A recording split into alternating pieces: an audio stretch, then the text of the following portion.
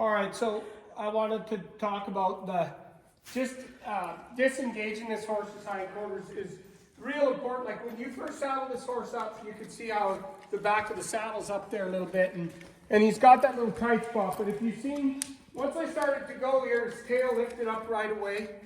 And so I'm just going to come out here a sec. But what I'm doing is I'm watching these hind feet, and I'm having this horse step somewhat across, but not all the way across like this. If he stepped all the way across, he'd be disengaging. I want him to engage, but I also want him to untrack a little bit and step up and under his body. What that does is it relaxes his loin and his hind quarter, which are what he uses to stay tight or protect himself. So if he's going to buck or rear up or do any of those things, he's got to use that loin and hind quarter. Well, if I get that control of it by having it move away from me and step forward and around, forward and around, that would be, and I do that, and you'll see his expression will change here in a second. If I did that, that would be just as important as making sure that, see, he needs to come forward, go forward and around. I could get just as much done with this horse just doing that as lunging him around where he's hurrying around. This seems to be what helps him more. There, that's what I was trying to look for. So that would be and that helps the horse get with you if they're bothered. But that's a really big deal for this horse.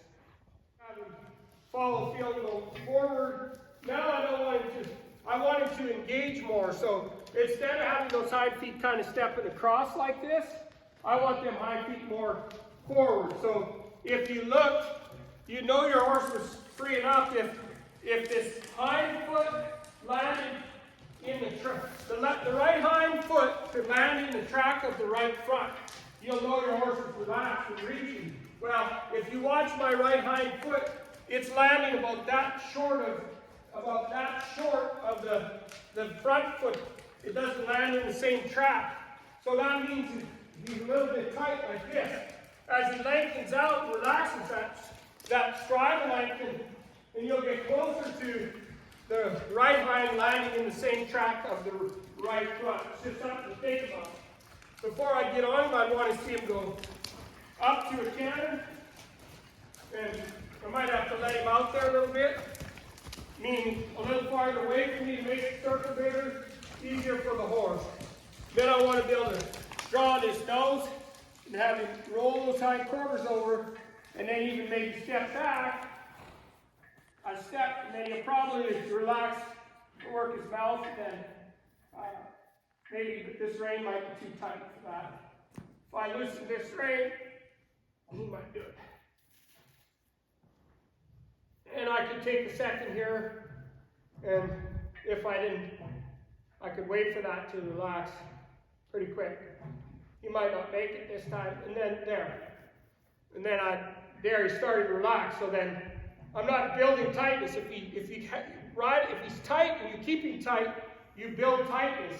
If he's tight and you get it to relax, you build relaxation. And so then this way, I'm watching him see he's freer this way, so his foot's landing closer to being in that track because he's freer. And he just loosened up by going the other way, and see how he goes up there for you. But before I ride him most of the time, especially if he was worried about other horses and stuff, before I'd ride him, I'd want to see his full range of motion, which is walk, trot, and canter. When I go to get on, he kind of wanted to move, so he bends his head to me. Well, I don't really want him bent to me. I just wanted that if I needed to, I could pull on that rein. But what I want to do is push on my horn, push, and draw until he spreads his feet out like that and gets ready for me to get on. And I'd go, rub his neck, rub his hip, and slide on. And so I did mention that I tightened my saddle 3 times. So a little bit, and then I worked him a little bit, and I worked him, and then a little bit. And I'll move him before I get on. So when I get on this horse, this is one thing you could do.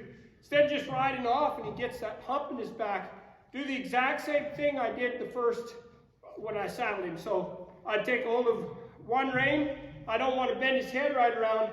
I just touch him with my right rein and my right leg here, and I want to feel this horse stepping forward, forward, and around. Forward, forward, forward, forward.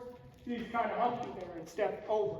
Now, I'm not worried about him blowing up or anything, but you see how he kind of gets a little tight like that. And that's what I'd like to do that. You can do that on both sides.